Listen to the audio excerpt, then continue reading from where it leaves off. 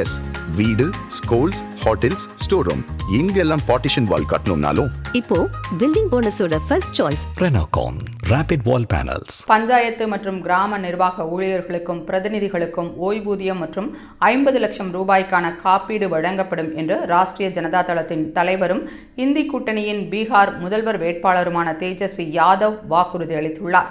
பீகாரில் நவம்பர் 6 மற்றும் 11ஆம் தேதிகளில் 2 கட்டமாக தேர்தல் நடத்தப்பட்டு நவம்பர் 14ஆம் தேதி அன்று முடிவுகள் அறிவிக்கப்பட உள்ளன. இந்நிலையில் இந்தி கூட்டணியின் வாக்குறுதிகள் குறித்து செய்தியாளர்களிடம் பேசிய தேஜஸ்வி யாதவ், பஞ்சாயத்து மற்றும் கிராம பஞ்சாயத்து பிரதிநிதிகளும் ஊழியர்களும் தங்களுக்கு ஓய்வூதிய பலன்களை வழங்க வேண்டும் என்று நீண்ட நாட்களாக கோரிக்கை வைத்து வருகின்றனர். வரும் பீகார் சட்டமன்ற தேர்தலில் இந்தி கூட்டணி வெற்றி பெற்று ஆட்சிக்கு வந்தால் அவர்களுக்கு ஓய்வூதியம் வழங்கப்படுவது மட்டுமல்லாமல் 50 லட்சம் ரூபாய்க்கான காப்பீட்டுத் தொகையையும் வழங்கப்படும். பீகாரின் பஞ்சாயத்து ராஜ் அமைப்பின் பிரதிநிதிகளுக்கு வழங்கப்படும் படித்தொகை 2 மடங்காக உயர்த்தப்படும்.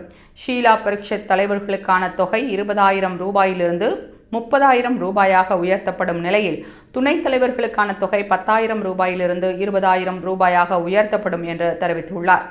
மேலும் இந்தி கூட்டணி வெற்றி பெற்று ஆட்சிக்கு வந்தால் முடித்திருத்தும் தொழில் செய்வோருக்கு 5 லட்சம் ரூபாய் வரை வட்டியில்லா கடன் வழங்கப்படும் என்றும், மண்பாண்டம் தச்சு வேலை செய்வோருக்கும் வட்டியில்லா கடன் வழங்கப்படும் என்றும் தேஜஸ்வி கூறினார்.